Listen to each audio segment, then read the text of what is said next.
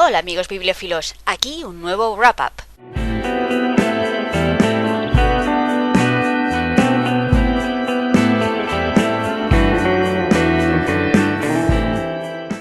Sí, este es el wrap-up del mes de diciembre, el último de 2015, que fue un mes muy especial en el que, como sabéis, leí aquellos libros que vosotros decidisteis en los comentarios y pues nada, aquí os dejo mi opinión de los mismos. El primer libro que leí, porque fue el más pedido, fue La conjura de los necios de John Kennedy Toole, que es una sátira muy bien considerada por la crítica en general desde que se publicó. La conjura de los necios nos cuenta las aventuras y desventuras del que es un gran personaje de la literatura, Ignatius J. Reilly. Ignatius es un hombre obeso, obcecado, pedante, amante del medievo y un católico que cree que el Papa es un blando y no es el mismo desde que no ejerce su poder como en el antiguo régimen. Un momento. Un hombre obeso, obsesionado con el medievo. ¡Madre mía! ¡Juan Manuel de Prada es Ignatius J. Reilly! No puede ser. Ignatius lleva bigote. Además, Ignatius me hace gracia, aunque es cargante como él solo. Esa es la gracia. Ignatius es un holgazán tocapelotas excéntrico que a causa de un accidente causado por su madre se ve obligado a trabajar e interactuar con otros personajes igual de excéntricos. La gracia es esa. Además de la sátira de la sociedad que hace Toole, como la crítica a los liberales de salón que se concretaría en el personaje de Mirna Minkoff. La historia es muy divertida y muy loca, aunque hay una parte hacia la mitad de la novela en que no sabes muy bien a dónde quiere ir y lo único que lo sustenta es la comicidad de las escenas. Luego al final se encuentra un motivo y recupera consistencia, aunque sigo sin saber a qué viene meter al profesor universitario de Ignatius, porque al final no hace nada. Pero en la parte final la novela llega a un clímax que tiene su aquel, porque la explicación que le da Ignatius a Mirna podría perfectamente ser la verdad. Nosotros sabemos que no, porque la novela nos ha contado lo que ha ocurrido, pero si el narrador fuera no fiable, el argumento de Ignatius tiene sentido. La conjura de los necios me divirtió mucho y creo que es una sátira que bebe mucho de Jonathan Swift, por ejemplo, y me parece que incluso con sus problemillas tiene merecido el calificativo de clásico moderno. El segundo libro fue una recopilación de cuentos y es El alquimista y otros relatos de H.P. Lovecraft. No he leído mucho del autor, pero siempre he pensado que Lovecraft es bueno creando atmósferas o presentando mundos, pero no tanto armando una narración o una historia. Su universo es fascinante, pero lo que sucede en el mismo igual no tanto. Y además la verborrea del autor lo vuelve pesado en historias más largas que un cuento. No me extraña que tuviese seguidores que desarrollaran su universo, siendo esos relatos más famosos incluso que los del propio Lovecraft. Claro que el desarrollo comunal o plural de un universo imaginario era algo bastante común en la literatura pulp, siendo Conan el Bárbaro un ejemplo. Pero en fin, en este libro hay relatos de toda clase, desde el terror gótico, que sinceramente escribía mejor Poe, a relatos que presentan su mundo del horror cósmico. Por cierto, aparece el caos reptante, que es un concepto que enseguida relacionas con Lovecraft, pero el cuento no es lo que imaginaba, la verdad.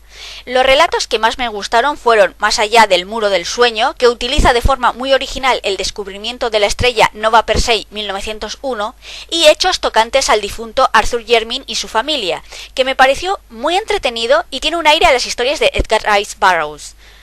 El libro no es la repanocha, pero sirve muy bien para ver un amplio espectro de la obra de Lovecraft. La tercera lectura fue Stoner de John Williams, que ya comenté que fue mi novela de narrativa de 2015. Es una historia que nos cuenta la vida de William Stoner, que nació a principios del siglo XX y que decidió un día hacerse profesor y su carrera en la docencia universitaria. Y ya está. No va sobre nada. Bueno, esto es mentira. Va sobre la vida. John Williams utiliza la forma de biografía para hablar de la existencia de una persona que no tendrá influencia alguna en el gran esquema de las cosas, pero sí tendrá cierta influencia en algunas personas alguna vez. Habla de la vida porque, ¿qué es la vida? La vida no tiene finalidad más que vivir, y ¿qué queda de uno cuando está al final de la misma y mira hacia atrás? No trata de enseñar lo extraordinario en lo ordinario, sino mostrar lo ordinario, la simple vida. Me fascina la forma que tiene John Williams de hablar de emociones, pero con un lenguaje objetivo y a veces casi escéptico, y puede que algunos no logren entrar en la narración y la consideren demasiado fría, pero yo me identifiqué mucho. La escena en la que Stoner les cuenta a sus padres que quiere seguir estudiando y piensa que está defraudando a sus padres y en cierta manera lo hace, pero en realidad no, me llegó mucho. Y tiene una de las escenas de sexo más incómodas que he leído, la verdad. No puedo expresaros adecuadamente por qué esta novela es un novelón, pero creedme cuando digo que es fantástica. La cuarta novela fue Lo bello y lo triste de Yasunari Kawabata, que es un clásico moderno de la literatura japonesa, obra de un premio Nobel. Y es una novela muy japonesa en cuanto a ritmo, el centrarse mucho en la descripción de la naturaleza y el hablar de emociones contenidas. Nos cuenta una historia muy simple en realidad. Nos habla de Okitoshino, que es escritor, y en un ataque de nostalgia decide viajar a Kioto para ver a una antigua amante, Otoko, una pintora que vive con su protegida Keiko, y poco a poco se va desarrollando una trama en la que las emociones soterradas se irán emponzoñando. Me pasó una cosa muy curiosa con esta novela, y es que en lo que se refiere a las escenas de sexo, o en las que hablan de sexualidad, a mí me dio la impresión de que el ínclito Haruki Murakami se ve influenciado por Kawabata, lo cual es curioso, porque todas las influencias y referencias de Murakami son occidentales.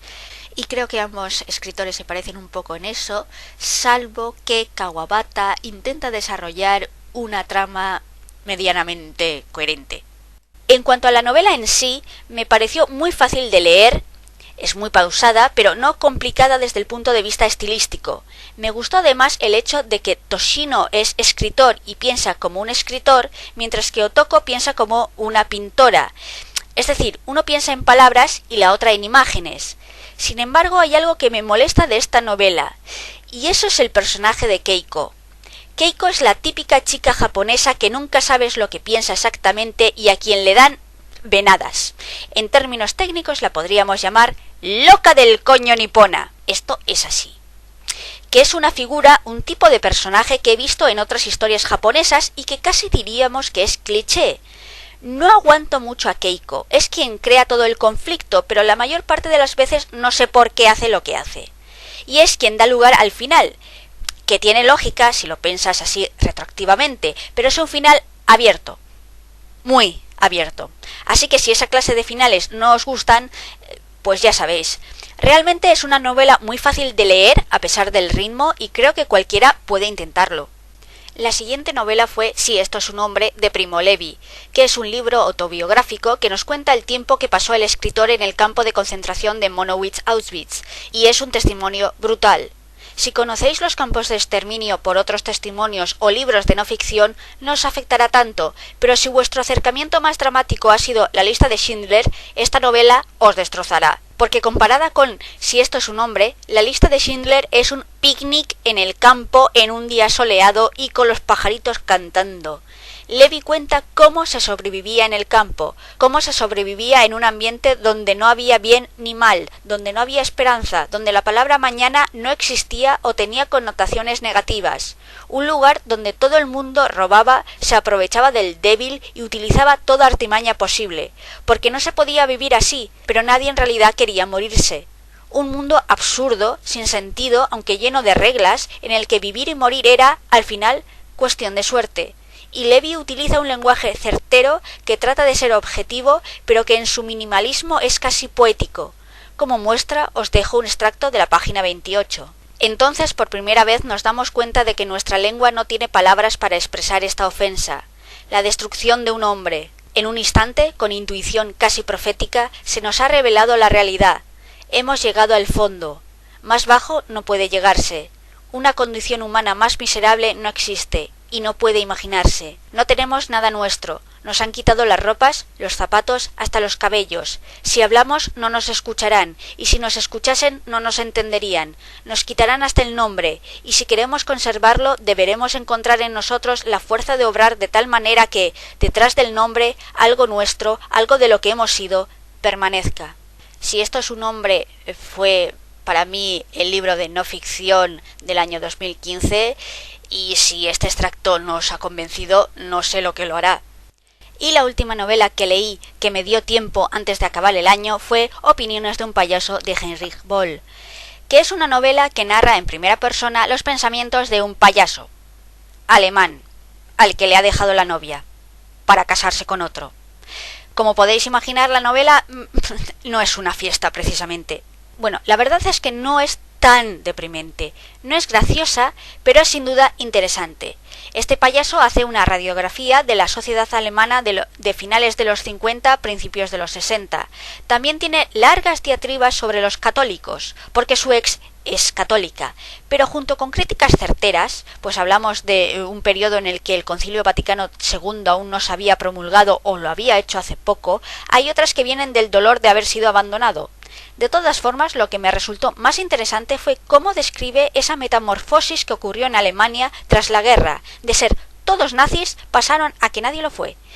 Y fue muy curioso leer este libro tras Si esto es su nombre. De hecho, hay un párrafo que apunté porque me pareció brillante. Lo dice el padre de la exnovia del protagonista, a quien salvó la vida un jefecillo nazi, quién sabe por qué, y este padre dice: solo podrás juzgar lo espantoso que fue el régimen nazi si te imaginas que debo agradecer mi vida a un cerdo como Gauleiter, ni más ni menos, y que aún tuve que confirmar por escrito que era a él a quien debía la vida. Porque claro, después de la guerra, la gente que igual había colaborado con los nazis, pues pidió informes a la gente para decir que no, que ellos no habían sido nazis y que habían sido buenos y que habían salvado a gente, y podían haber sido unos cerdos que habían colaborado como el que más, pero si habían salvado un par de vidas, pues bueno, pues los americanos les perdonaban y puede que incluso trabajaran para ellos. Y esto es lo que ocurrió. Y esa parte de la novela me gustó mucho. Igual me hubiera gustado que lo hubiera desarrollado más, pero tampoco se basa completamente en eso. Se basa, no sé, en la historia de este tipo, que es un payaso, de su relación con esta mujer que es católica, los ambientes católicos en Alemania en la época. Y bueno, pues sí, no es la alegría de la fiesta, la verdad. Es un libro bastante sobrio, pero yo creo que se lee fácil. No te hace gracia, pero eso es porque un payaso alemán, a ver. Pero en general puedo decir que me gustó. Y bueno, eso es todo. Estos son los libros que leí y que fueron votados y recomendados por vosotros. Así que una vez más, gracias a todos por participar, a aquellos que recomendaron estas lecturas, a aquellos que votaron, a todos los que participasteis en esto. Yo me lo pasé muy bien y me lo he pasado muy bien y todas las lecturas han sido geniales. Mi diciembre fue muy interesante gracias a eso, y como fue tan bien, yo creo que lo repetiré el próximo, bueno, este año. Lo que no sé es si hacerlo en octubre, que es cuando se celebra el aniversario del canal, o otra vez en diciembre. No lo sé, tampoco sé exactamente si hacerlo de la misma manera que lo hice esta última vez, o intentaré utilizar un método diferente para que elijáis lecturas y votéis. No sé cómo hacerlo, pero lo haré. Así que una vez más, gracias a todos vosotros. Y antes de despedirme, decir que Silver, de Silver Blogs, y yo nos metimos en una locura de estas de hacer un podcast, porque sí, porque no hablamos lo suficiente en nuestros canales, y es un podcast que va a ir de, bueno, cosas frikis, así en general. Este primer programa, digamos que es sobre Marvel, sobre las películas, pero también sobre todo sobre las series de Netflix, y os invito a todos a escucharlo. Pondré el link al mismo en la cajita de descripción. Y sí, son como 2 horas, pero ya sabes, yo me enrollo como las persianas, y Silver también quería fangirlear conmigo, y bueno, pues eso, pues son 2 horas de programa, pero yo creo que alguna que otra cosa interesante decimos de vez en cuando. Y sí, es curioso que coincida con el momento en que Nikki Udall también ha publicado su podcast. Esto es totalmente, no hemos hablado entre nosotras, esto ha sido una coincidencia así un poco rara, ¿vale? Pero eso, os invito a que escuchéis el podcast, que se llama, por cierto, no lo he dicho, Proyecto Podcast. Ya veis, somos muy originales. Y con esto, con esta invitación que os extiendo, me despido. Gracias como siempre por estar ahí. Hasta la próxima vez. Adiós.